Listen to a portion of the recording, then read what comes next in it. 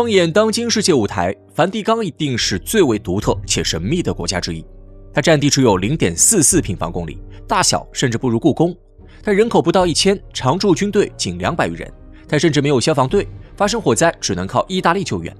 可就是这样一个看似没有任何实力的弹丸之地，却无任何一个国家胆敢轻易招惹，只因梵蒂冈掌控着任何一个国家也无法比拟的精神资源、组织资源、外交资源。精神资源是梵蒂冈得以屹立世界不倒的根基。梵蒂冈它从来都不仅仅是一个国家，它还代指整个天主教会的中央领导机构圣座。广义上的圣座包括教皇和教廷两大部分，前者是天主教徒的精神领袖，后者又涵盖梵蒂冈的国务院、圣部、法院、宗座理事会等部门。换言之，梵蒂冈从精神上领导着全球13亿天主教徒，为教徒们提供规范性的宗教观念。天主教法典331条规定，教皇是世界主教团的首领，普世教会现世的牧人。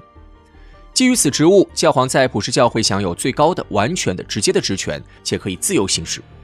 这意味着教皇可以为信徒提供一套规范性的宗教观念，从而塑造着13亿天主教徒的认知和偏好。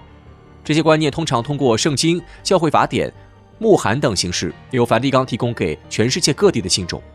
观念内容涉及生活方方面面，意在成为信众的思想准则与行为指南。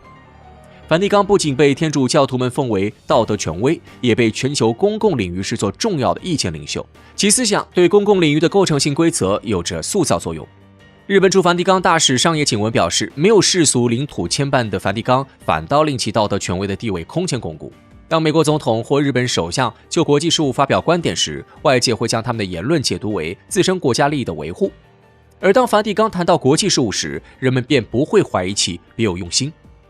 2007年新年来临之际，梵蒂冈在新年致辞中就发表过对全球社会问题的看法。他们从贫困谈到裁军，从全球变暖说到中东纷乱。如果事先不知道发言人的身份，外界还以为是联合国在致辞，因此教皇也被很多国家视作宗教领袖的联合国秘书长。另外，梵蒂冈的宗教观念和道德权威不仅影响着13亿天主教的私人生活，还通过对信众的引导，影响着他们的社会认同，塑造了他们在经济、政治、文化领域的行为偏好与政策选择。比如，教廷关于经济生活的教义能够引导天主教投资者的金钱流向，有关婚姻生活的教义影响了信众选民对相关法案的态度。甚至于，不管教皇和教廷支持或反对什么，不管他们的选择是否正确，都会在13亿信众乃至非宗教领域引起强烈反响。换言之，梵蒂冈完全可以借助天主教会的道德权威，在世界范围内间接行使权力。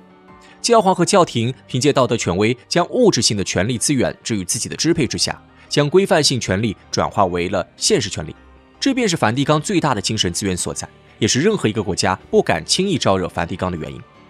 崇尚物质力量的斯大林曾轻蔑质疑教皇手里有几个装甲师，深谙精神力量之强大的丘吉尔则回应道，许多军事力量并不会呈现在阅兵仪式上。后来果不其然，几乎没有任何装甲力量的梵蒂冈在美苏争霸期间偏向西方阵营后，从思想层面给东欧各国造成了无法挽回的沉重打击，成为加速苏联解体的诱因之一。组织资源是梵蒂冈不容小觑的另一因素。梵蒂冈精神资源威力的凸显，还要基于天主教会庞大、严密、跨文化和跨区域的组织结构。美国驻梵蒂冈大使弗朗西斯·鲁尼坦言，梵蒂冈在许多国家和文化圈层中都能有效运行，其影响范围超过联合国之外的所有国际组织。从某种意义上说，它比联合国的影响力更深远，因为联合国往往从外部将力量施加到当地环境，而天主教会常常是地方内在的一部分。天主教会还是一个严格制度化的宗教组织，内部中央集权等级分明。教廷法典对天主教会的组织结构有着详实的规定，即按照地域将全世界划分为教区、自治监督区、宗教代牧区等行政单位，接着通过一条纵向的等级链，将所有组织连成一个跨国网络。主教、牧师等神职人员就是网络上的大小节点。教皇和主教们组成全球主教团，定时召开世界性的会议，在梵蒂冈的领导下治理普世教会。平日里，教皇通过教廷对各地教会行使管辖权，相当于教会的中央政府。由于各地主教都是特定国家的公民，甚至是国家政治中的重要行为体，因此教皇与主教的有机联系让梵蒂冈拥有了一个影响特定国家政策的独特渠道。与此同时，世界各地教会之间通过教皇和主教也能实现联系。并以友好合作关系共荣，这让梵蒂冈得以调用一国天主教会资源支援另一国家。在这个过程中，横向的联系也为梵蒂冈在处理不同国家之间的关系提供了组织基础和人员保障。除神职系统之外，全世界还有大批效忠于教皇的修士、修女、平民信徒组成的机构，他们组成了广泛而可靠的网络，触及全世界绝大多数国家与文化圈层，遍布和平国家和战乱地区，囊括发达国家与第三世界。这样一个庞大而严密的组织结构，给梵蒂冈创造了无与伦比的信息优势，让教廷得以第一时间了解世界任何一个角落发生的事情。梵蒂冈对全球信息的敏感程度，有时甚至超过美国国务院和中情局，而这也是看似毫无防备力量的梵蒂冈得以屹立世界之林不倒的重要地气。梵蒂冈的最后一点强大之处，在于其掌握的外交资源。与其他纯粹宗教行为体不同的是，梵蒂冈既是一个宗教组织，又是一个独立国家。梵蒂冈虽说面积小，但在法律地位上与任何一个主权国家平起平坐，这一外交地位是无可撼动的。但梵蒂冈外交资源的强大之处并不在此，而是圣座这一特殊组织。早在现代主权国家体系建立之前，圣座就是国际关系舞台上最重要的行为体之一。教皇国消失后，圣座仍保持着在外交舞台上的活跃度。1929年，梵蒂冈成国建立，这让圣座既得到了一块兼具象征意义与国家主权的领土，又保证了圣座独立于世俗权力的控制。